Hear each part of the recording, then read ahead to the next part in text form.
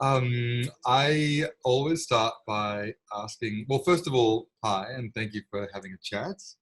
And I love that we can do this. This is so great. I also love that we have matching pink scrolls across our tops. This is very cute. Yeah. Pleasure is yours, and mine says sincerely yours. Yours. Love that. We're still that couple. It couple that never was. I always start by asking people, when someone says, "Hey, what do you do?" What do you tell them? I tell them first of all, I'm hanging on by a thread. So I usually lead with that, and then I sort of fill in writer, parent, and I always talk down writer. I'll say, oh, but just a copywriter for businesses, but I have a book coming out. That's normally how it goes. How long, get better. In terms of the getting closer and closer to being a real published writer, how long ago did that become an easier thing to say, or to be able to lead with, I'm working on a book, I've got a book coming out? Did you have some sense of imposter syndrome slowly fading away as you were getting closer to being externally validated by having it definitely happening? I haven't got there yet. I still, it still feels unreal, and I suppose it's becoming more real because I've had a few interviews and that sort of thing, but I find myself being like almost apologetic. Like, I'm sorry, you've been forced to talk to me about this, but trying not to be that, because that's not really going to sell books. But I feel like I'm going to go from like bumbling, doubtful, new author to just complete monster, like overnight. So I'm waiting for that shift. Yeah, looking forward to it. 2021, that'll be a year that you really tip.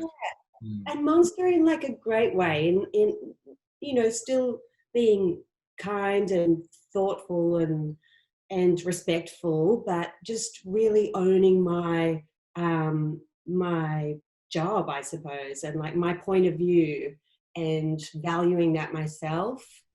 So I'm really working towards that. I want that to be a thing. Like a Gwyneth Paltrow-esque monster. Yeah, exactly. It's kind of like dead behind the eyes and impeccably groomed. Really. I love Gwyneth. She's amazing. Oh, I was on the bandwagon and bag her, but then I'm like, she's actually so great. I watched her a couple of eps.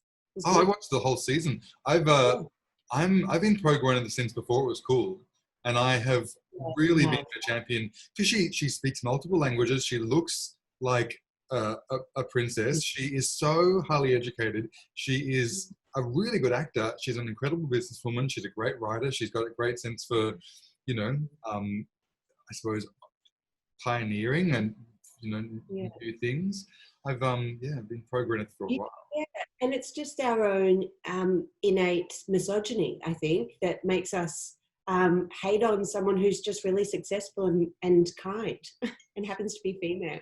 I also think that she's unapologetically successful, and I think if you look at her compared to someone who's infinitely likable, like a Jennifer Aniston, you kind of think that Jennifer Aniston always has the sort of the whiff of poor Jen about her. Oh, so true. And I think, because it's almost like no matter how successful she is and how she's just that relatable, friend who just can't get a man or can't get it together.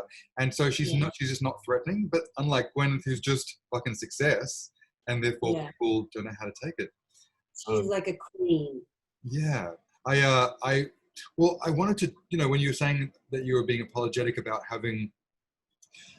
referencing copywriting but there is a book, talk to me about the last couple of years leading up to, because I'm going to frame this whole, because a lot of people would love to write a book, and I'm going to frame this whole interview around like how to write a book in a year or 2 years or however long you took you to do it, because I feel like that is a dream for so many creatives, especially people who do copywriting, and the idea of being able to channel all of your thoughts into something cohesive that then becomes I did the thing and I finally, got it all down. And then the idea that someone would want to share those words is even more exciting. But leading up to this milestone, what has your last couple of years worth of creative process around writing been, from day job stuff to getting better at the art of doing the work that you love to do, to then actually going, okay, it's gonna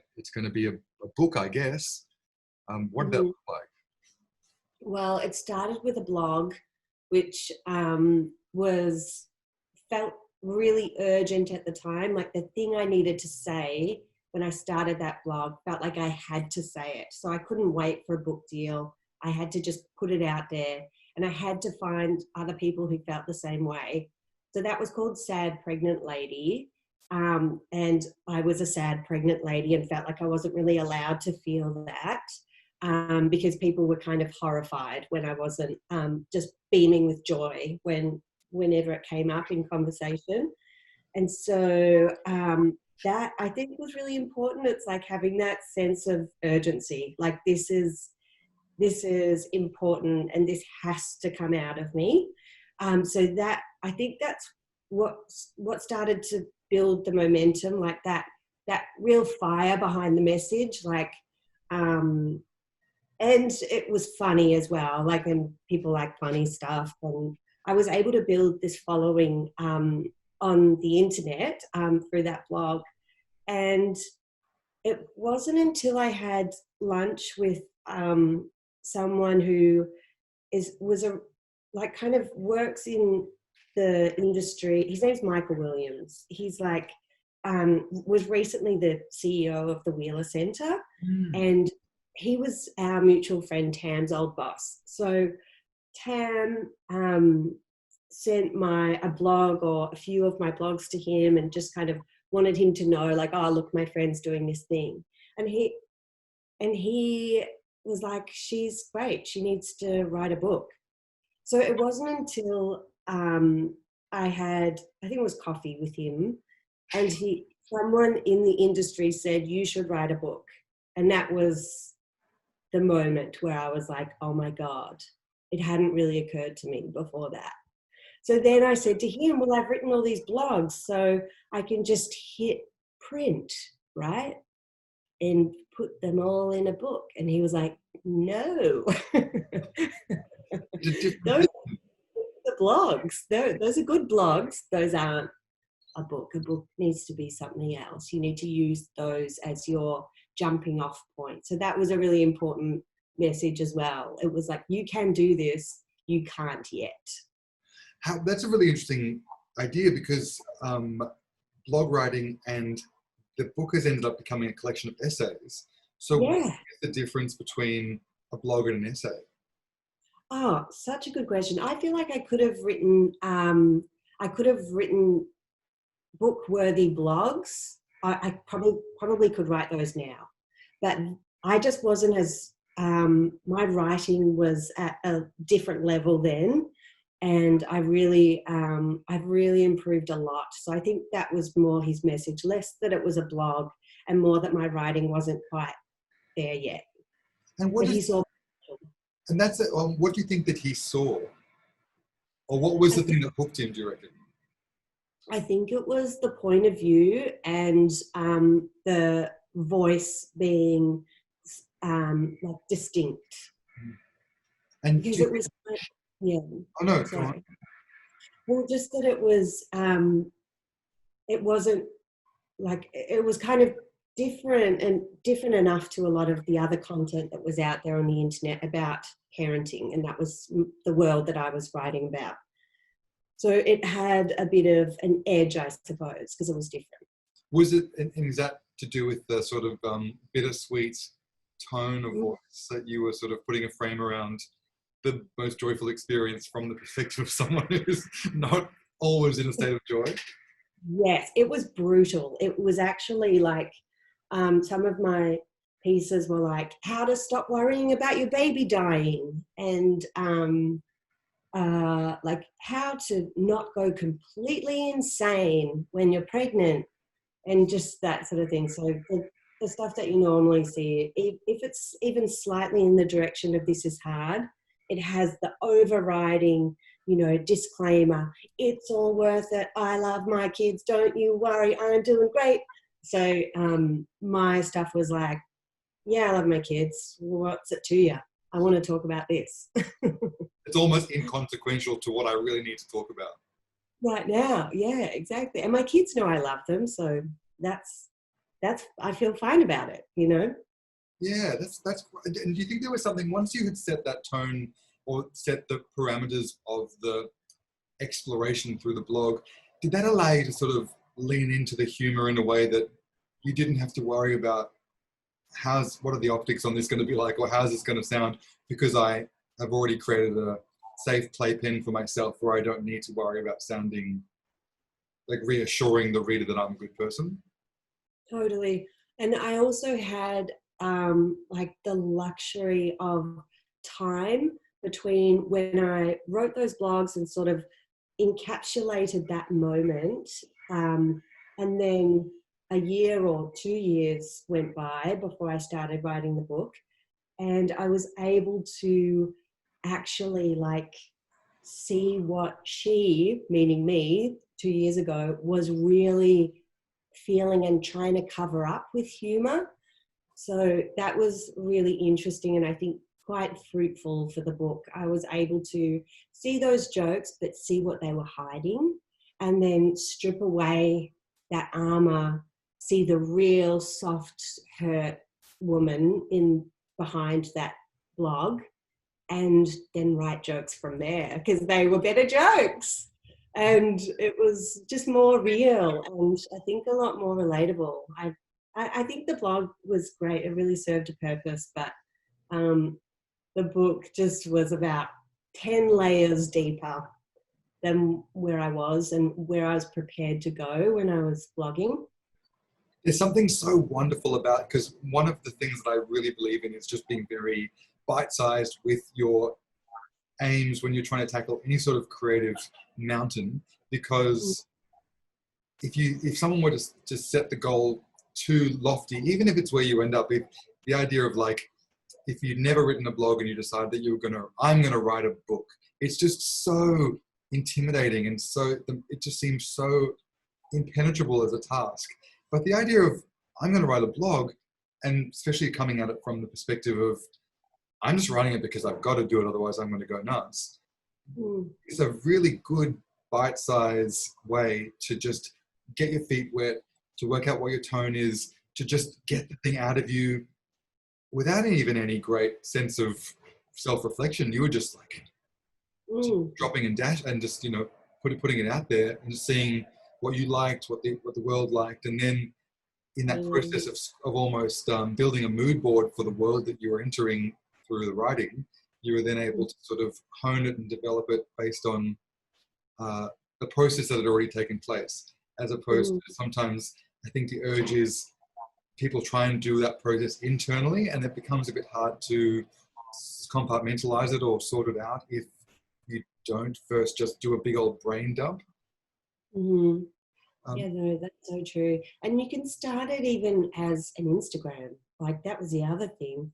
I had lunch with a friend the other day, and she's got like half a book, and she's never written anything really before. It's not like her profession or anything. It's like her first venture into the world of it.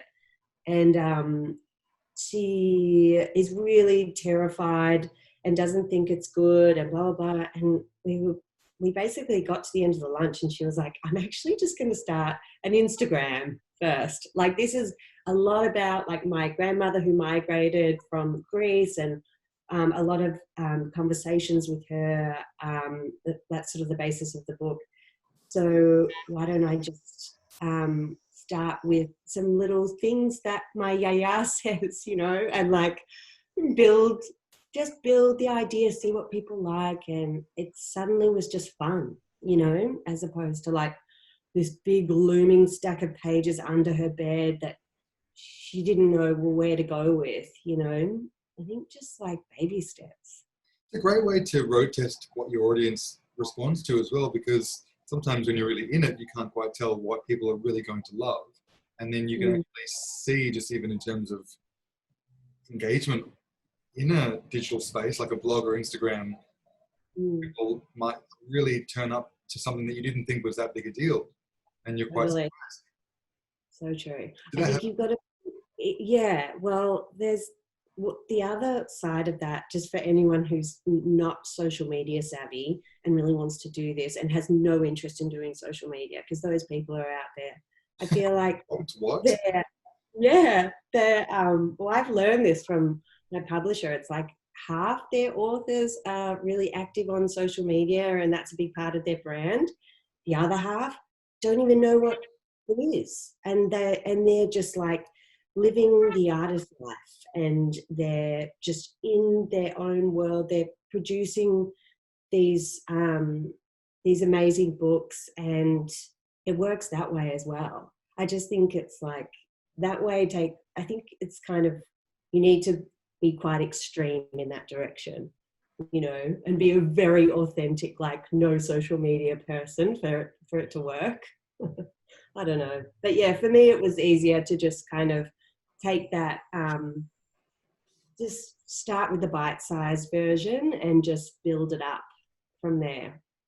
Yeah, it also helps to, I suppose, yeah, there's so many ways to go about it. I think if people just like lean into your strengths, you know, I think if social media is a nightmare, because for some people it just is, it's so counterintuitive to some people, then don't force, like maybe if it's not a sense of joy, then just leave it right alone or hire someone else to do it or something like that. But if you are playing around in the space, you may as well. Oh, totally. I know another writer who's more that, very not into social media, is really, has been working on this book for a long time, really.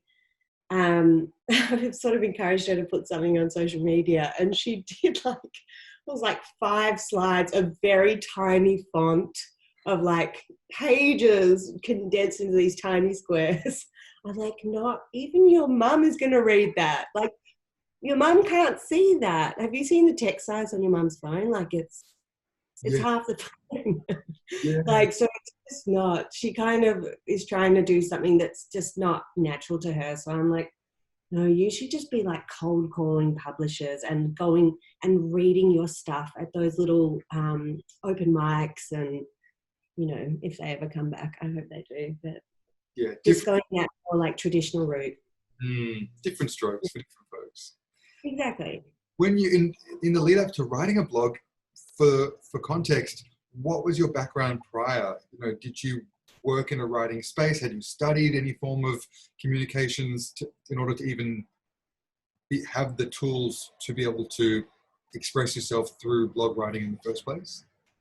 Yeah, well, I was, what did I do? I mean, I did a bit of writing in my first job in media. I was working like at this, I feel like it was just totally illegal now when I think back to it, but it was like a production house that sold like free sports content that you got from different places, packaged it into a show, had it voiced, and then sent it to like the Middle East. And they bought it.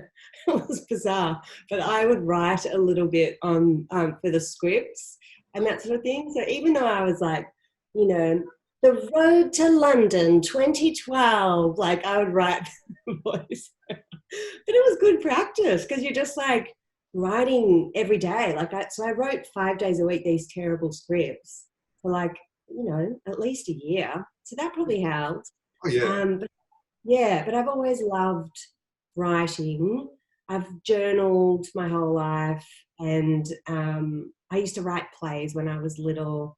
I used to write, I'd write out my favourite movies. I forced all of my friends to do a theatre production of Muriel's Wedding when I was like 12, and I wrote out like 5 scripts of the movie. Like I didn't do all of it, but I did, you know, the Tanya scenes, because that's all I cared about.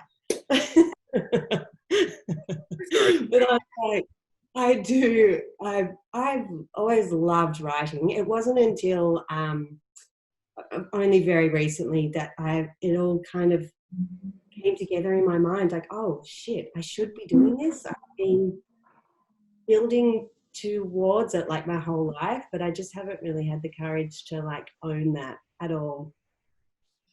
It's interesting, isn't it? Because if you do some reflection of your childhood passions and things that you gravitated towards as a younger person, often all the clues are there, because you can actually, it's not until you go to a place of being entrenched in a new passion that you're like, I've actually been doing a version of this since I was a kid.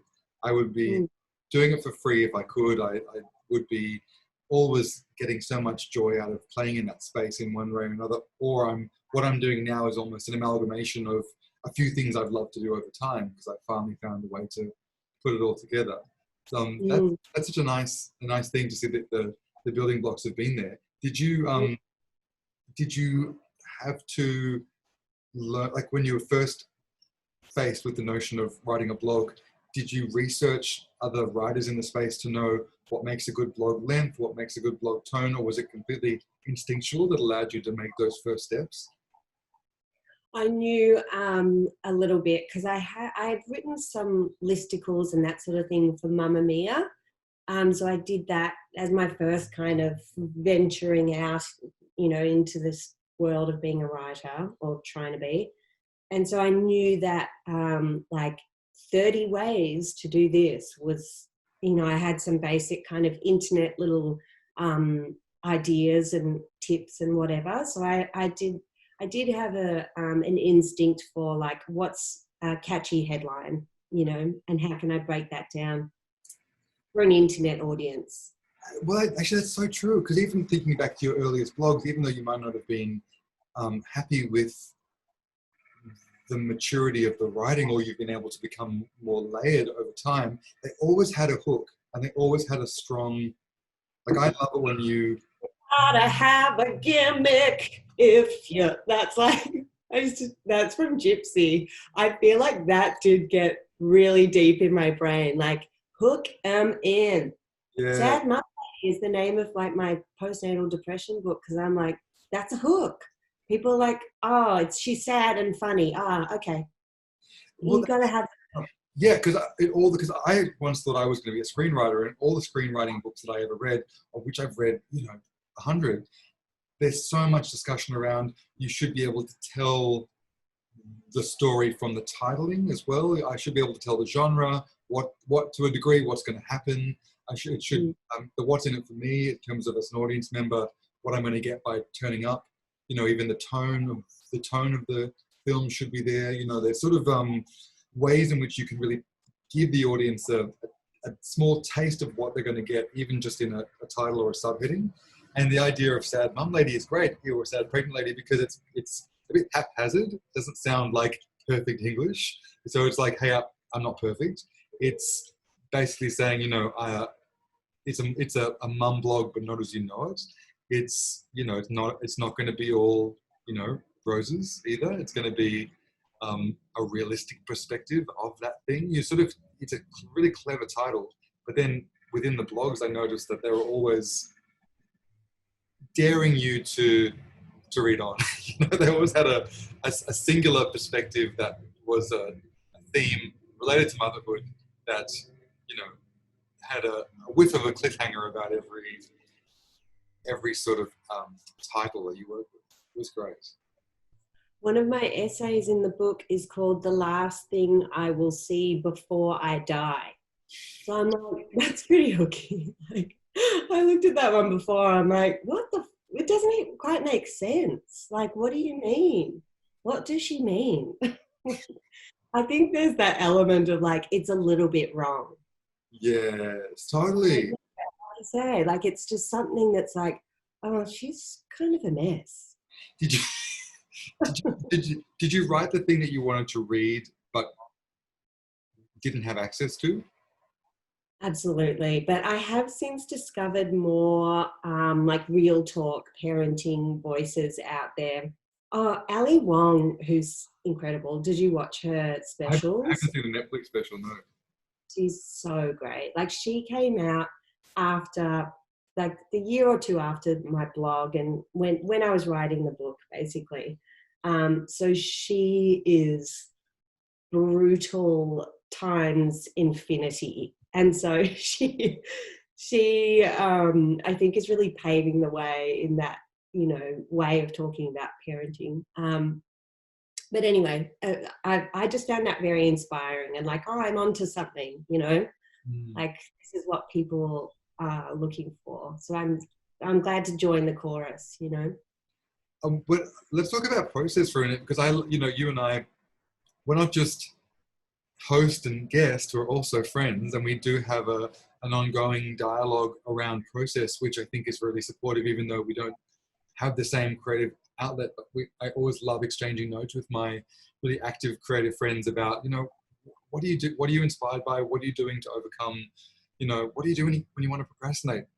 Talk to me about the process of writing a book from the perspective of all those traditional things that get in the way of writing, like distraction, procrastination, time wasting, fear of imposter syndrome. What were your biggest hurdles when it came to achieving this goal? Well, the logistics were pretty straightforward.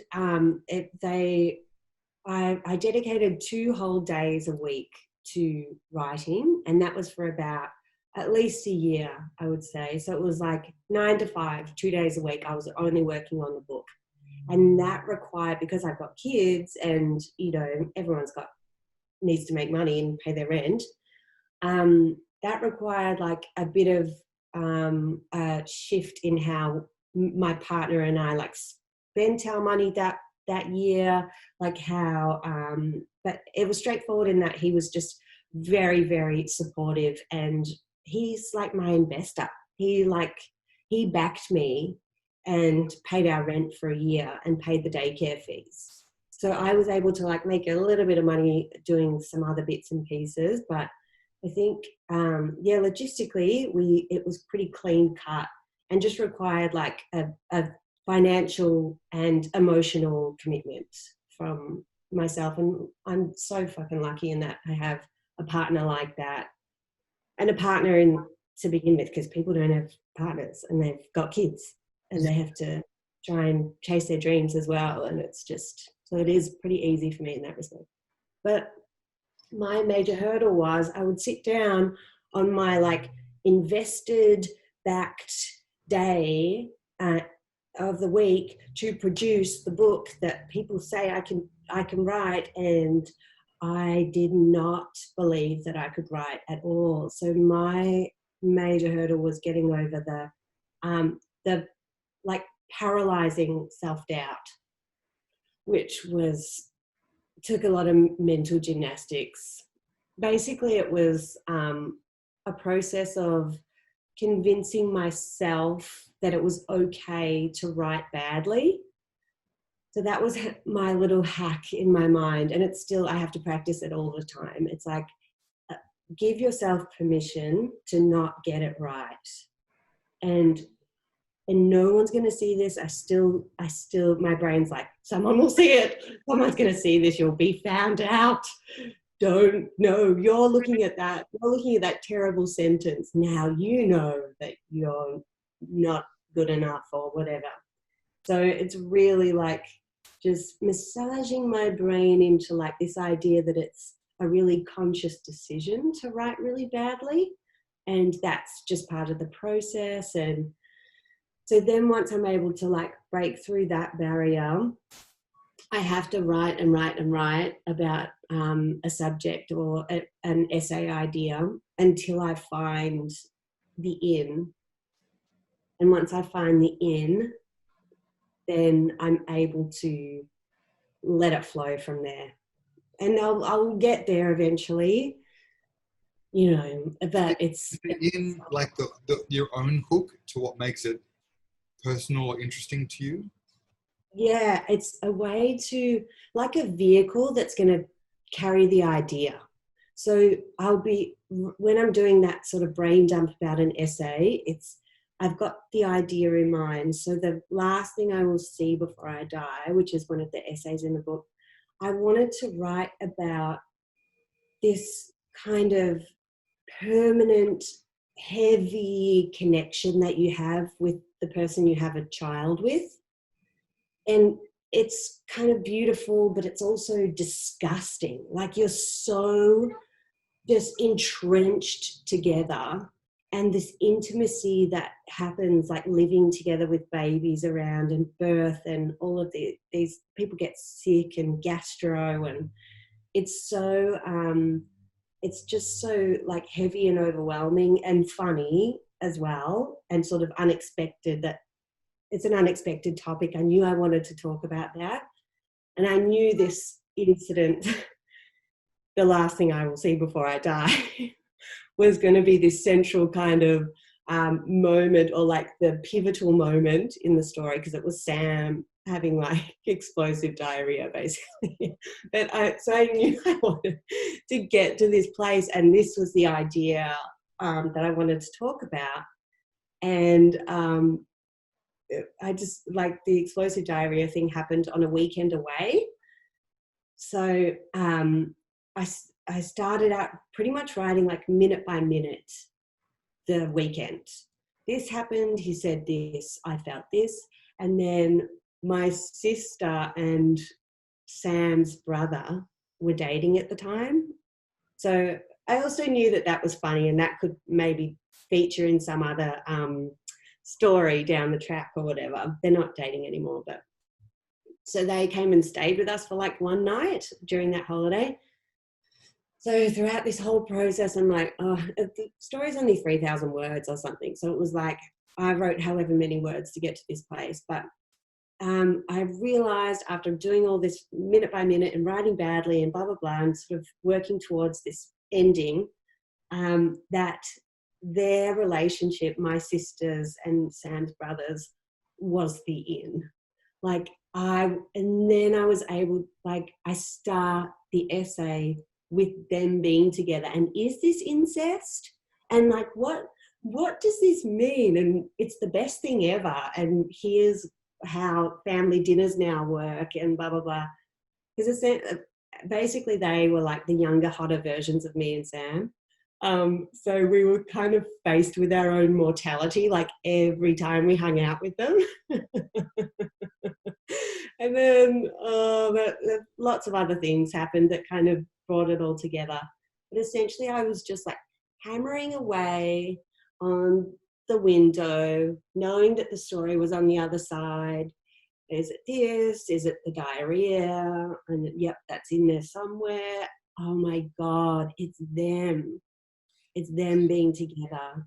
What are the concepts? So you're looking at all of these pieces and you're thinking, okay, is that an in, or is that just a note that's going to come up in the story? Is it a thread that I'll weave through? Or is it the framework through which the entire piece will be experienced? Because that's the thing about taking an audience member on a journey, is you're introducing information specifically and incrementally so as to yes, and the reader is awareness of the situation. And it is interesting to know what we internally sense when we identify the in. Yes. Almost like you go, oh, that's the thread, that's the one that allows it all to come together. Yes, exactly. And it's like you've just been like fussing around with like a big ball of like a tangle, and then you find the thread that just makes it all come undone, and you're like, oh, now I can breathe, now I can write, now I can just enjoy this. But that can take months. Yeah, true. Because also, and you go, now I know what bits to highlight and what bits can just fall into the background as like texture, or Yeah. Yes. I love talking process. Do you think that, just back to the idea of 2 days a week, no time to waste, do you think that the fact that you were on borrowed time allowed you to get out of your own way? Because I think sometimes the worst thing ever is actually just having no restraints or constrictions or delivery dates. Yeah, no, definitely. I knew that was all I was going to get. So I think I've said this to you before. It does feel a little bit like your, what's it called? Furlough or something, where they let you out of jail to like go to a funeral. What a specific and beautiful concept. I'm sure the Germans have a word for it, but I do not know what that is.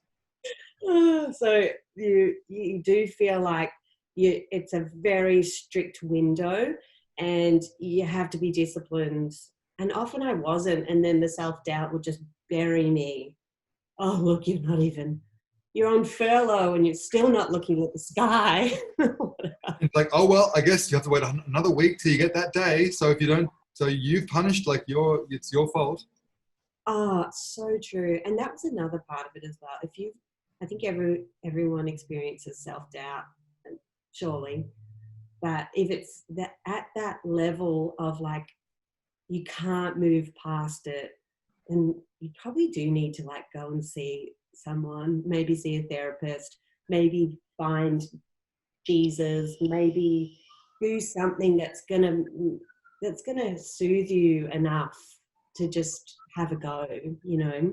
So that's where mine got to a place where I'm like, something is hugely blocking me. Like something is kind of really trying to stop me from doing this. And I had to kind of get past that. I had to confront a lot of stuff.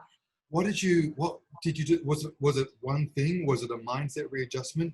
What was for you, what was the tipping point to actually getting over it and to getting the work done?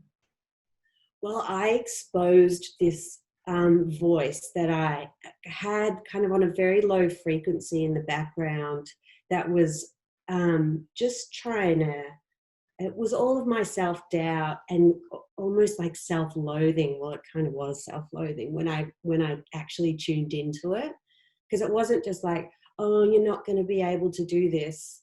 This is too hard. It was like, oh, it's so typical that you're not producing this. You are a phony. You are, it was just like so that was essentially it. I would have these kind of really quite hateful and hurtful dialogues going on and just sort of ignoring them. And it was okay. I was like, oh, I don't like that. I'm just going to, distract myself or whatever. And there was actually a moment where I was like, no, I am giving that thing the mic. Like I opened my laptop and I had a blank page and I just let all of that out. And it was so like shockingly mean. So I wrote all of this awful stuff about myself, like, you're this, you'll never do that, and here's why, and you don't deserve this, and blah, blah, blah, on and on. I'll send it to you one day. My birthday. Yeah, birthday, your next birthday card. But so I read it all back and I almost was like, couldn't breathe, because I was like, this just feels so like hopeless, that this is kind of inside me. And then I pretty quickly was able to see that it was so extreme that I just couldn't take it seriously. I'm like, imagine someone else said that to me. Imagine I said that to anyone else. I'm like, that's just ridiculous. Like, so I felt like I was really able to like tame it, the whole name it to tame it thing. But I think something had been hiding in me for a really long time. It was only when I just felt brave enough to really bring it out of the shadows, That's such a good tool, though. The idea of giving it the mic and going, okay, let's just see what's the worst, most guttural, volatile part of me that is there. It's not like it's not there.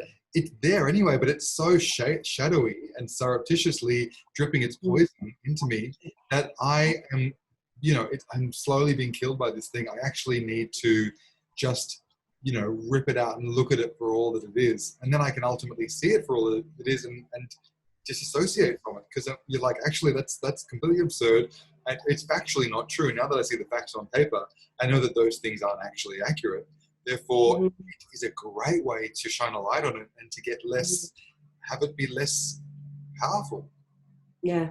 I felt like I grabbed its face and like fucking kissed it. That's what it felt like. I was like, fuck you. And like, it's still here sometimes. Like I'll sort of acknowledge its presence every now and then. Yeah. But now we're just kind of like, hey, yeah. Oh, what a great short film that would make. She would just be you, but with like a really like kind of nasty oatmeal sweater and like just a scruffier haircut. No, she was Jabba the Hutt. She Oh, was Jabba. Yeah, basically Jabba. I'm like, okay, and you're not even original. You're Jabba the Hutt. Loser. oh yeah. I mean, she's that makes sense. She's not winning. No.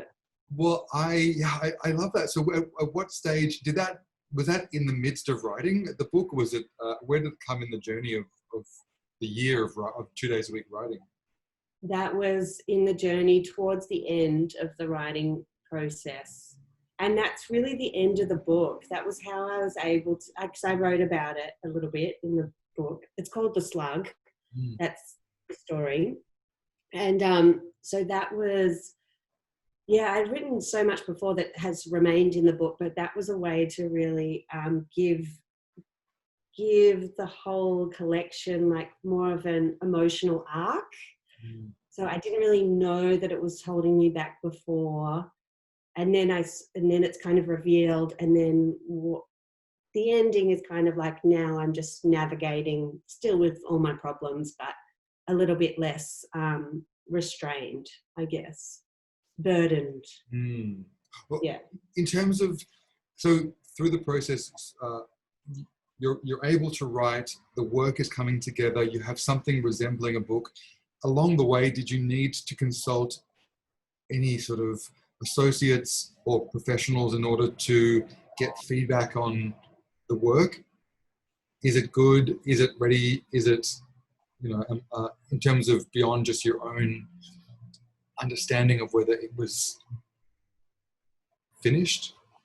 Yeah, I did. I've sent things to Michael in the past, who is really great. He's also like so busy, and people send him stuff all the time. So he was really great. He gave me a bit of validation, and early on he called me out for sounding defensive in one of the essays. So that was really, I kind of already knew, because I didn't speak to him for a few weeks after I'd sent it to him. So by the time I spoke to him, I was like, oh, I feel like that piece was defensive. And he was like, yeah. Like, it stank. Not quite that harsh, but it was like, not that the writing was that bad, but the defensiveness was very clear. So I had a few moments like that. But Sam has been a really good sounding board. He's my partner. He's kind of biased, but he'll also tell me if something's like not working, or he'll say it in a really polite way. He'll do it through a series of questions. I think, because also Sam, works in an adjacent industry. He works in like an advertising space, so he knows how copy works, and he's got a great sense of humor. So he's probably a good person to be a believing mirror to kind of give you that sort of. That's it's good to know. And for those who don't have that, I was actually catching up with a friend last night who was saying that their partner his partner is not the target market, therefore she can't give good feedback. And as a result, she'll challenge things about the work that is really superfluous and kind of irrelevant to what he's interested in. So he doesn't feel like she's really in his corner. And I was saying, all of this stuff just makes me think she's not the person for the job. And maybe you need to go and, only if she's really enthusiastic and super excited to hear your pitches, should you share them. And otherwise, she doesn't need to be involved in the process. Just go and find another one or two friends who can become your confidants and your believing mirrors, as Julia Cameron would call it, to be able to give you good feedback, but ultimately support your process. And because you're not getting either of those things from your partner. But if you're lucky enough to have that in a partner, it's definitely worth, because also you never have to worry about being demanding too much of them, because what are they going to do? Move out? Yeah, it's fine. It's great. And he's really great for like if I finished an essay and I just think it's not right, it's the tone's wrong, it's too like sad, it's not funny enough, that balance isn't right or whatever. And he's really good saying like, don't throw it out. Like these are the bits you like, so just go back, don't quit. Like so he's kind of a good coach in that way. Mm. God, if you can get someone who's a really good editor to look at your stuff, like Michael is an editor by trade. He's not so much now, but he's a businessman now. But his background is as an editor for like an amazing publishing house in Melbourne. And when he gave me his notes on my manuscript as a finished manuscript, it was as if he didn't say line by line. There was no, it wasn't a line edit. It was like a shape edit. So here's what I think the journey is, and here's what I think you're saying, and here's maybe how you could make that clearer. And that was like, we spent like an hour or two together, and I walked away feeling like I could read my work as a reader for the first time, not as the author. So he's got some magic powers. If you can find someone who's like actually an editor by trade, Yeah, because that is a whole different skill. and it's a very specific skill. Great friends who are writers don't necessarily make great editors either. So I love it at editing. yeah, I would actually recommend to anyone who's listening to this who hasn't got a good editor in their periphery to be able to approach with work. And the thing is, and you can probably speak more to this than I can. Sorry, I need to finish one idea before starting another one. No, I'm following. So to finish that thought, find editors. You can find them literally by cold contacting people online who do it for a living, and maybe if they're too expensive for you to hire, you can ask for recommendations. They might have people working underneath them or juniors, and you can pay someone for their time to be an editor. It's probably a really worthwhile investment. Yeah. But what I was going to say, beyond knowing someone who can give you that service, is some people might be inclined to reach out to an editor prematurely just for the validation and reinforcement that they're going in the right direction and that it's good.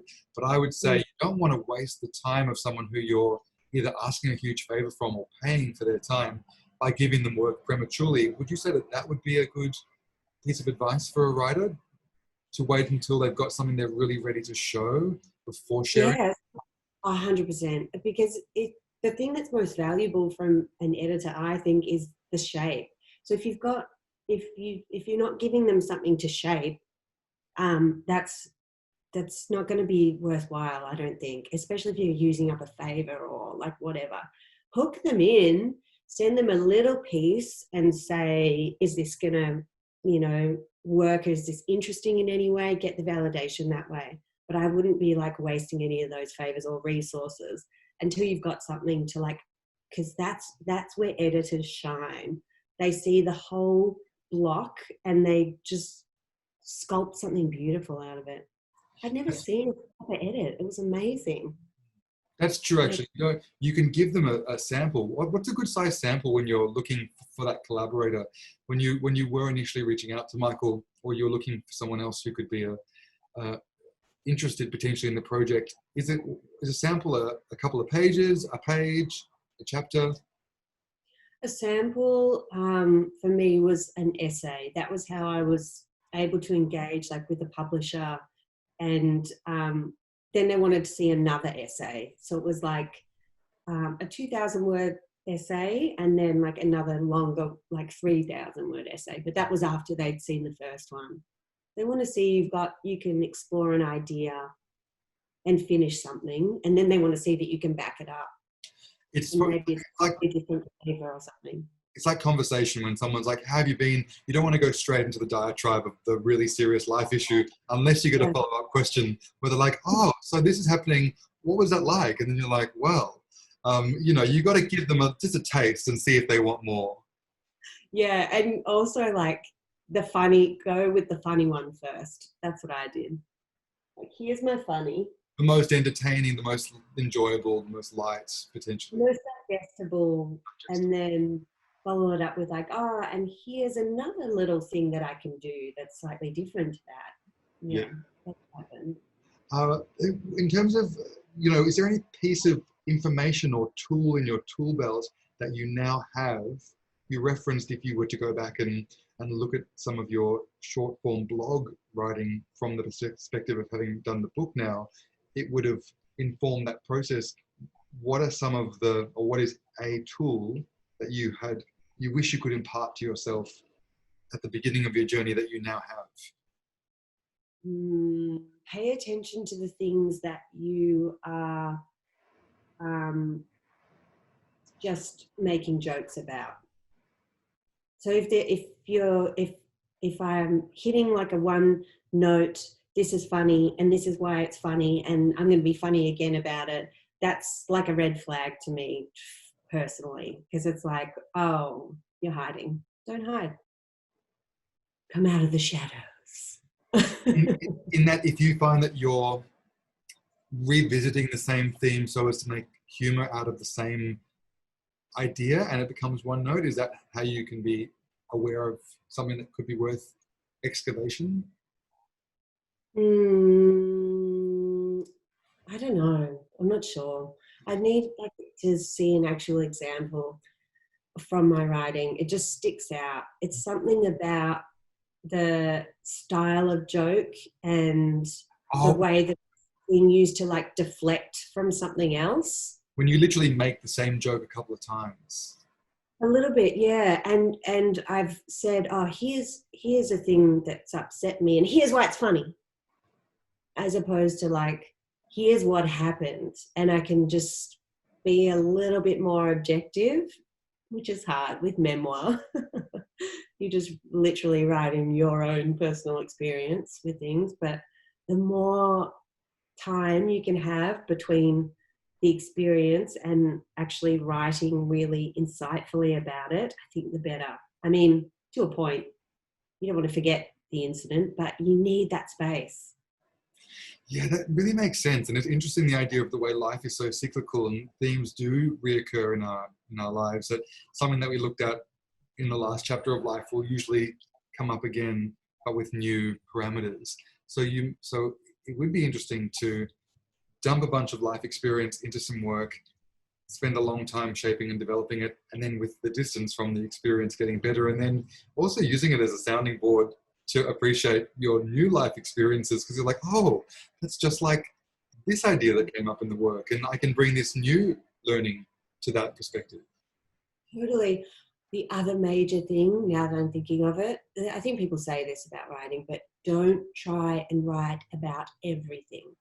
Choose one element that you can carry through the idea, like with my sister and Sam's brother dating, or like I wrote this essay about my mum and about dad leaving us and mum's journey to becoming the woman she is today, like through, it was like spanning freaking 30 years and was a lot. Like the story of my mother is you can't write that in an essay.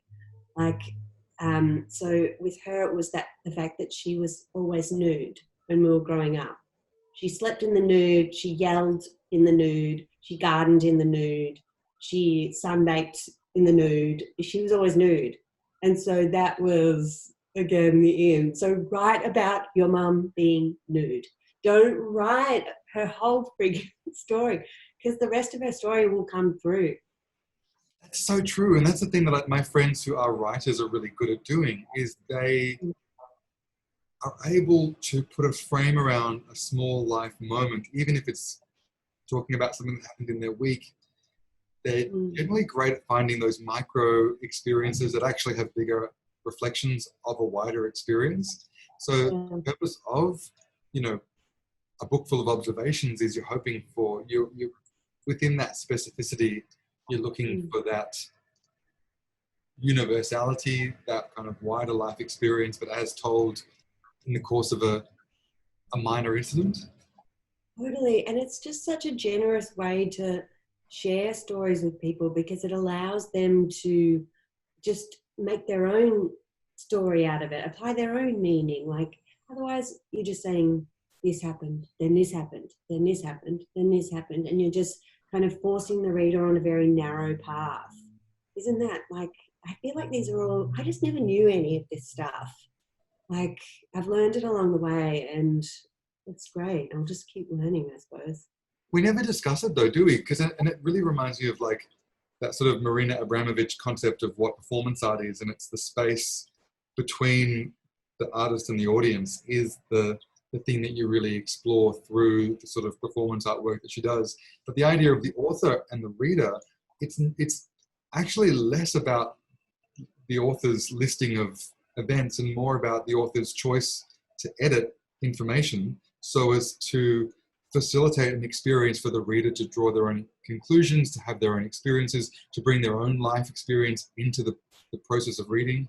It's probably why people love reading so much, because it's somewhat allows you to understand your own experience in life through reading about someone else's. Totally. And I have definitely not nailed that yet.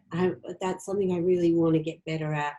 I did find myself in moments like, oh, wanting to protect my dad, for example, or, oh, I just want to conceal this part for some egoic kind of reason, as opposed to it just being like, no, this doesn't belong to me anymore.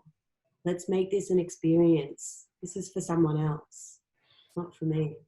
When you were living life while writing a book, would you ever gravitate towards experiences where you thought, this is wild, but it'll make a good story? Oh, completely. And anytime something vile happens, I find anytime I want to punch someone, if somebody really is just so rude or judging me or whatever it is, if ever I get that feeling like I want to punch this person, then I'm like, this is a good story. Later. I'm going to destroy them with my words. I'm going to crucify them on the beam of my vocabulary. Yeah, that's it. Oh, I love that. So do you have now that, because it's, I mean, congratulations, it's such a wonderful thing to have the discipline to be able to do the thing. It's another thing altogether to be able to read the room of the world enough to go, this is my experience, but there's actually relevance to other people in me presenting this part of my experience in this way, which then would incite someone to want to bring it to life as a book and allow it to be published. And that is in itself a feat. So, you know, good on you. It's so beautiful. And I love that we had a chat probably 3 years ago about this process that you were just beginning. And also it'll be really interesting, I think, in that chat that we did 3 years ago, which I'm going to publish after this on the podcast. Which terrifies me, because I was like 30 something weeks pregnant and it was the middle of summer and I was a potato in a dress. But yes. Potato in a blue dress. Away. But no, it wasn't video. It was just it was audio, and my brain was that of a potato. I feel like I'm going to sound like an idiot, but that's all right. I think that the merit of it will be that you were just milling over the writing of some detective fiction that you were writing as well, and you were really you were enamored with the process of writing, but hadn't quite found your in to the thing that you really wanted to dedicate more time to than anything else to. And I love the idea that those who might hear it will be reminded that the very first thing that you set out to do will probably not be the one. And generally it's great to be reminded of all of those unrealized dreams that ultimately are not wasted. They're just for the purpose of leading you to the one. And when it's the one, it's the time. But in the meantime, you can't begin those other processes unless you believed on some level that they could be the one. It's like falling in love. You don't want to marry your first partner, your first boyfriend or girlfriend, because you need to just have a lot of shit relationships before you can get your head around what it takes to have a good one. Basically a detective novella. When I was like in my 20s at some point, I'm like, I'm going to write detective novels. And I went to like Dark Mofo, one of the early Dark Mofos, like in a trench coat. I was like just living my detective novelist fantasy.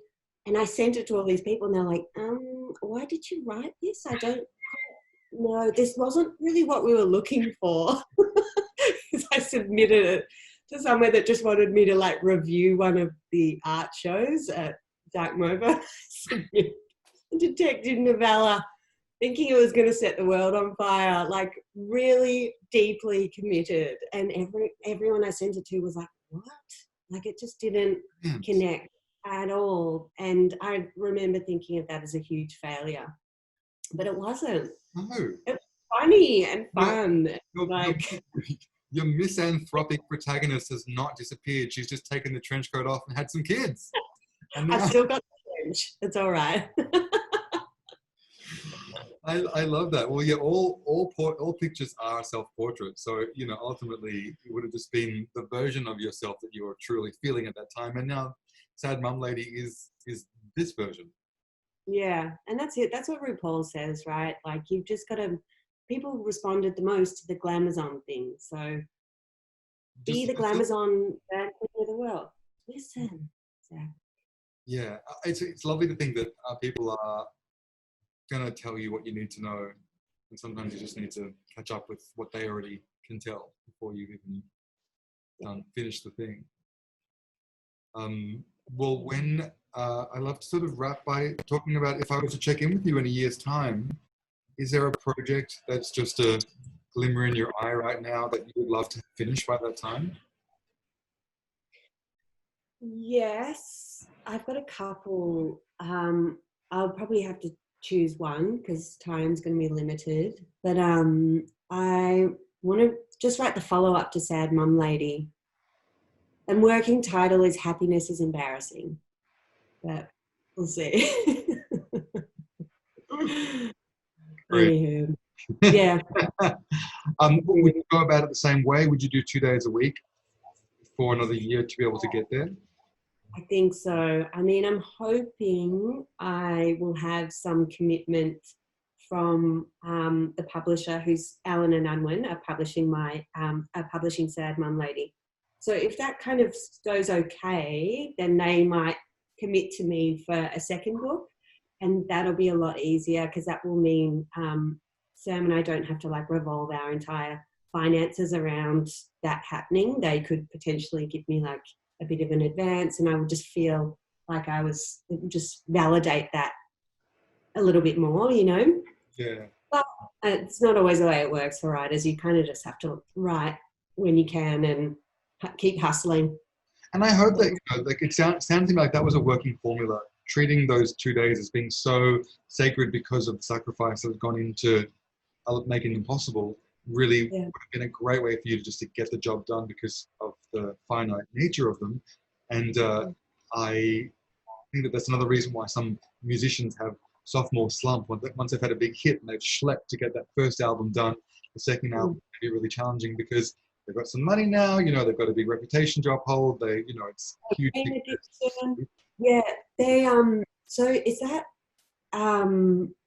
the second thing? Damn, I had heard that, the sophomore slump. So what it might mean for you is if you just got a process that works in terms of like regimented X amount of hours per week to kind of slot in and just do, you know, your muscle memory would know how to work within those restraints quite well. It's succeeded for you so far, so it's a good thing to sort of maintain if you need to. But I love the idea that you that you had to just perform an exorcism to kind of, you know, get out of your own way in that way. I mean, it really was. My friends who've had their second baby swear by the readjustment that you have. Give you my condolences. You know, just the fact that you, if you want something done, you ask a mother of two because she has no time to waste. The most effective use of time ever is the moments that you get in between one kid going to sleep and before the other one, you know, starts demanding something.